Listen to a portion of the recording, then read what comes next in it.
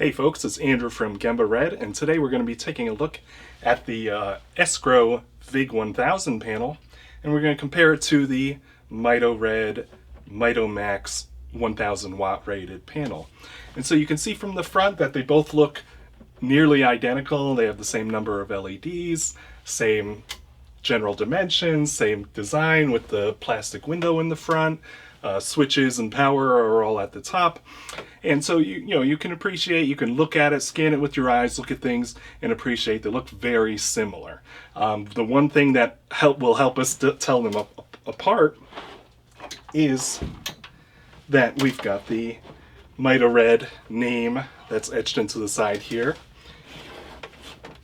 And with SGrow, it's blank in case you want to start your own brand and put your own logo on the side instead. So we've got Mito Red and we've got the SGrow. And Mito Red does claim that they have designed this panel, which is a very big leap of the imagination for us to believe, because we can see the SGrow panel looks very similar. Is Mito Red referring to that the only physical thing that looks different is that they punched their name in the side, they punched these holes as their name? Is that what they actually designed in this panel? I can't really tell. And we'll go through some measurements at the end.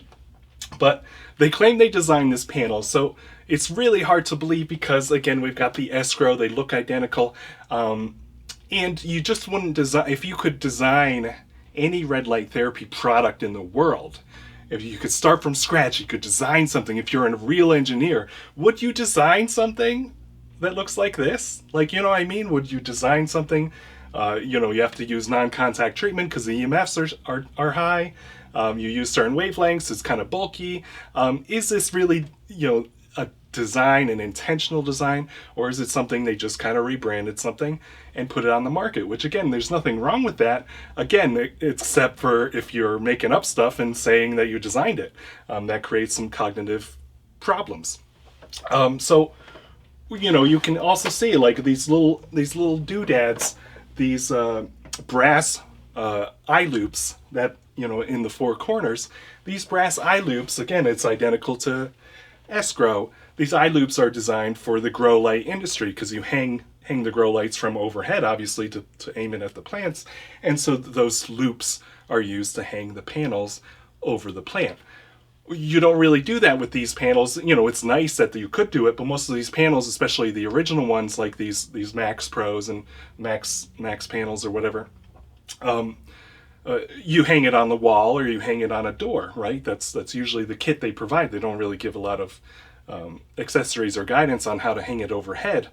But when you hang it on a door, you hang it on a wall, these eye hoops could start scratching your door, because if it sways a little bit, that starts scratching your door. So if someone was mindfully designing something, they would have logically have put the rubber bumpers like we use for our panels, and most people who are mindful, you can swap these out pretty easily with the rubber bumpers. So again, if you design something, you really would have been mindful of certain things like that. Again, even having the power switches and the power input on the top, that's kind of weird too, because then you're staring at this power input at the top.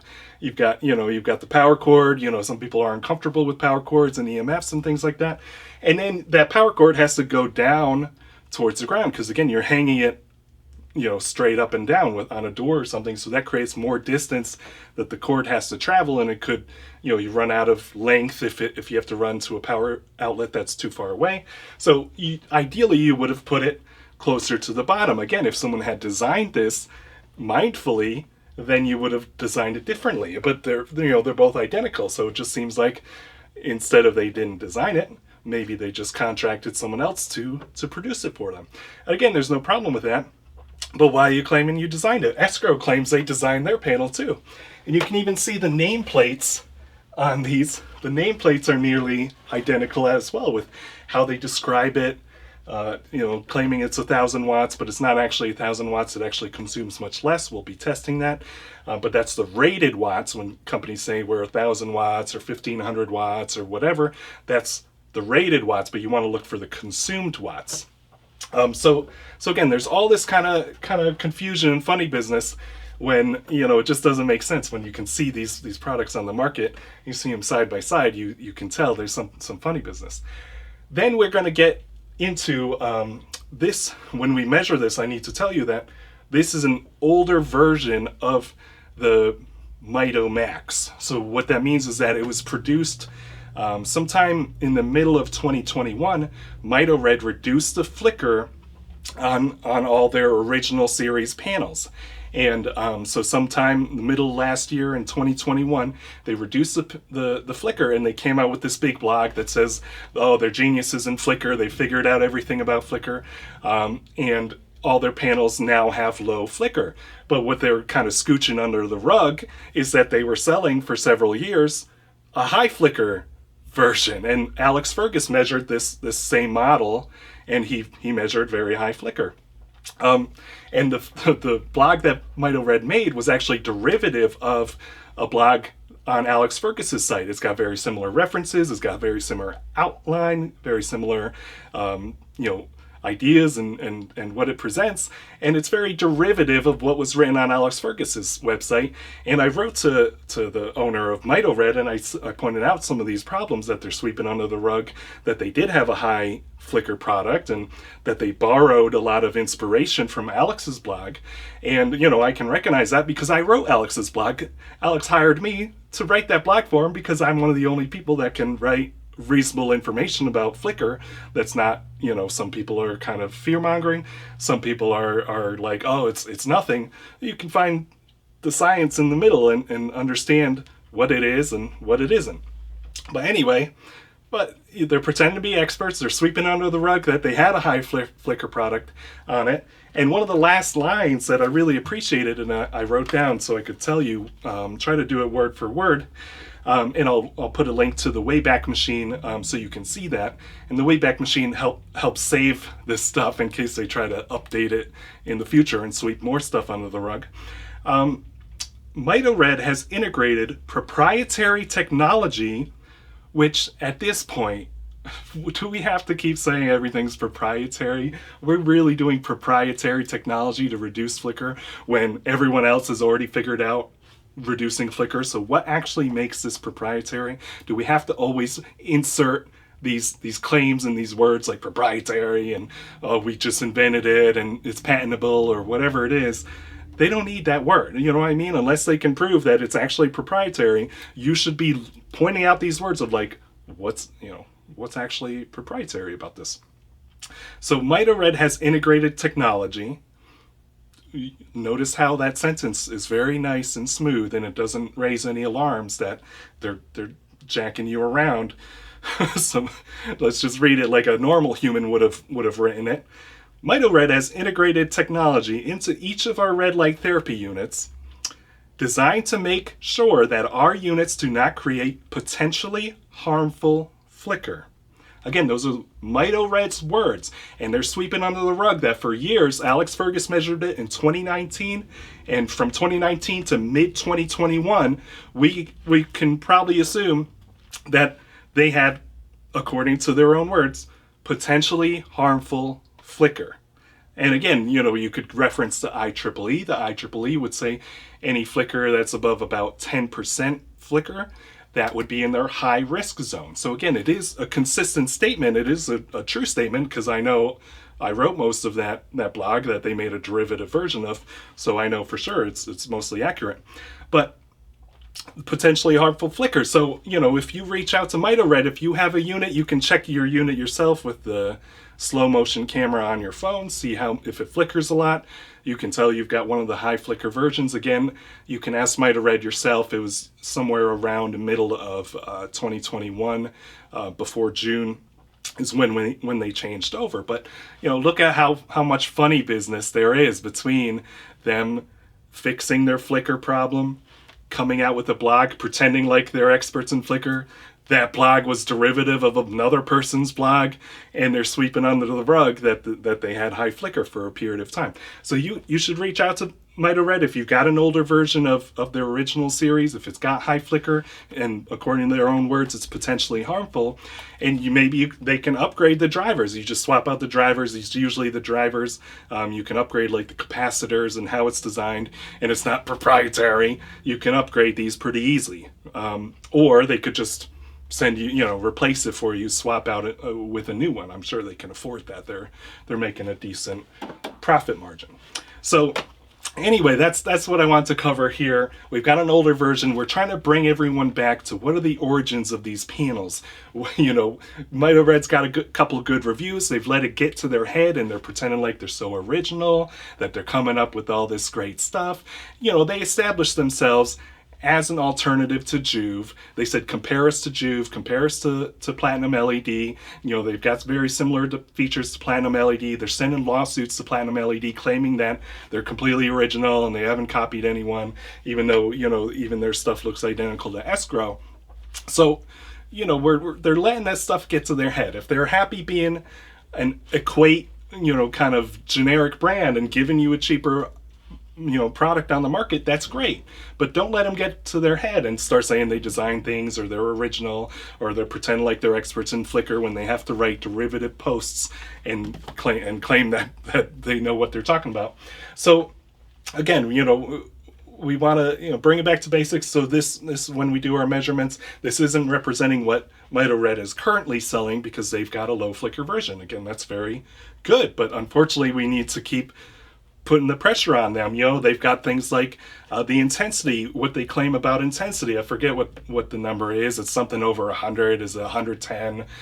Some of their newer products is like 150 or 170. But then they have a big asterisk that says it was measured by a solar power meter. And the reason they don't tell you the reason why they have that asterisk and the reason why that's significant, and a lot of consumers don't know what that means. Like if somebody says, oh, you got a solar power meter, what does that mean?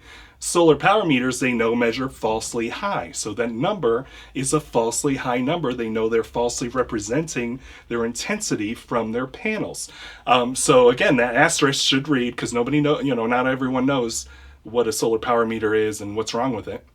But they've got this asterisk thinking that it's okay, like there's some sort of sleazy car salesman that's got an asterisk of like, oh, terms and conditions may apply. You can't walk in and read a flyer and get a product and they say, oh, well, there's an asterisk that said you're not actually going to get the product that you were advertised, right? Asterisks don't work as a way to get around false advertising, right? So that asterisk should say this number is false and we're cowards and we need to use solar power meters to justify our product sales. And then they've got the fluence.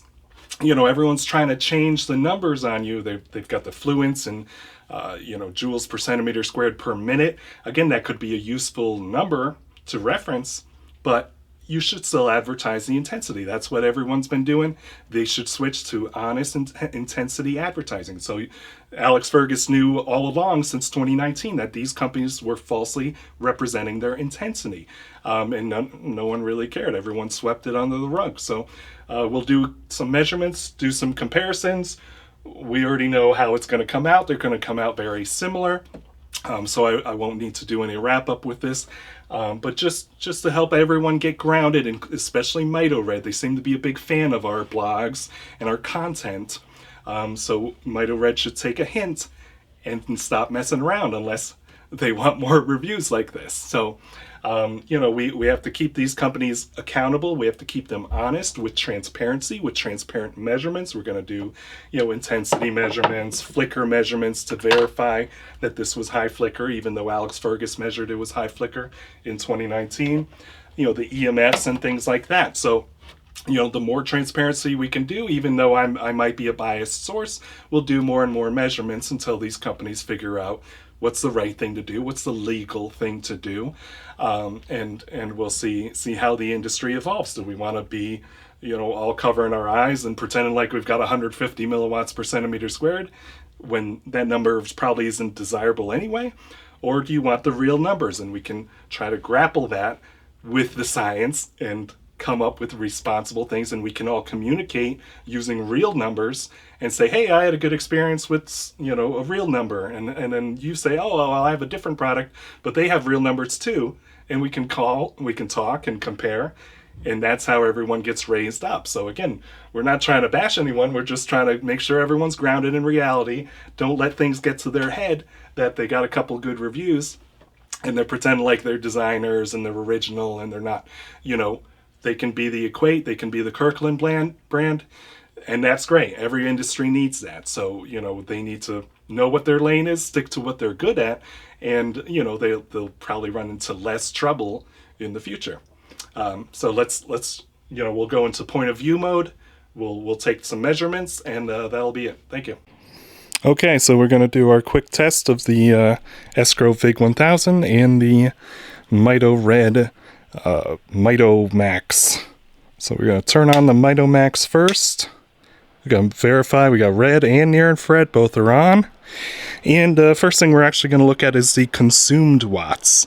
And so we can see we're at 296 right now. And again, that's the actual power consumption from this panel is 295. It slowly goes down as the temperature increases, but it usually settles around 290, and it maybe starts around 300. So, you know, that's important because, again, they claim to be a 1,000-watt panel, but the actual power consumption is almost, you know, around 300 or 290. So, you know, it's important to kind of ignore when companies claim, oh, we're 1,000 watts and we got 5-watt LEDs or 3-watt LEDs. Got to look at what are they actually consuming and what are they driving the LEDs at. So we've got this set up at 6 inches away. And we start with 55. I think it's better to do a couple measurements with this because it's finicky. So we got 68, 67, and then we got the 2 wavelengths, and then 55.9. You know, I don't know if the flicker is messing with this, you know, I kind of observe sometimes the flicker messes up that measurement. Now let's look at the flicker from the Radix Lupin, and that's at 60%. So that's very, very high. It's not advisable by, you know, anyone that's researched flicker. So again, that's what we're talking about with having very high flicker with this version. This older version that they sold for several years and now are sweeping under the rug. And so we got the EMFs, the milligauss of 1.5, you know, 1.1. It kind of bounces around. Again, I'm not sure what's going on inside the panel that makes the milligauss bounce around like that. And then this is the electric field. It's pretty low. It's usually not a problem for these panels, but usually you can get lower if you have the metal frame and not the plastic frame like these two. Okay, so that was the Mito Red, and let's take a look. We're going to use the same power, so everything's the same. I'm just going to plug in the same power here, and that way everything's kind of consistent. Make sure my ruler's lined up. And again, we're starting with the consumed power is about 303. Like I said, as the temperature increases, I've been running the Mito Red a little bit more for my different takes for the shoot. So as the temperature increases, this slowly goes down. So it's about the same, about 300 watts. Again, even in the name itself is the VIG1000. And we can tell it's not actually consuming 1,000. It's only around 300. So let's do some intensity measurements. Let's try to line it up. It's 6 inches away. First measurement's 57. 57 again. 56. So we're getting about 56, 57. A little bit, I think a little bit lower than the Mito Red, but you know, again, we get a little bit of variability with what's going on here. Then we're going to look at the flicker. Again, that's up around 62, so it's pretty similar to the Mito Red. That was about 60. Again, there could be a little bit of variation with the two products, but I'd say that's pretty much the same results, 62. between 60 and 62, both extremely high flicker. And again, you can't just randomly get, you know, in that range without being very similar components and design. It's kind of a good hallmark that you see different flicker percentages with different products, and it should be a pretty telltale sign. And then we've got the milligauss. That's about the same, you know, about 1.5, 1.2, really bouncing around. So these both have kind of a similar hallmark that the milligauss bounces around, which is weird, but very similar hallmark. And then this is about 40 again. It's not a big issue, but again, if you have a metal frame that most companies are moving to, you get less electric field that way. So yeah, I mean, they're pretty much the same. Again, that wasn't a big surprise. Sometimes companies will claim, oh, you know what they use on the inside with flicker and drivers and power might be different, but it's only marginal. And again, it could just be within the range of natural variability. This one had a little bit more use on it. I bought it used. This one I bought a couple years ago, but hasn't been used. So again, there's some variability. So overall, they're very similar. That wasn't a surprise. And Mito Red really needs to check themselves. Are they going for being a copycat brand, an Equate or a Kirkland? They offer something like a Juve or Platinum, but for cheaper. Or are they letting it get to their head and claiming that now they're original and now they're a leader? And if they are original, they need to actually be original and not copy from other people and not copy blogs and not copy their designs from Alibaba and actually come up with something original. But if they're doing very well at copying people, they should just stick with that and not pretend like they're being original. That's fine. So again, they're at a crossroads and need to decide what they need to do. But if they copy me again, then we'll get more posts like this. So there we go.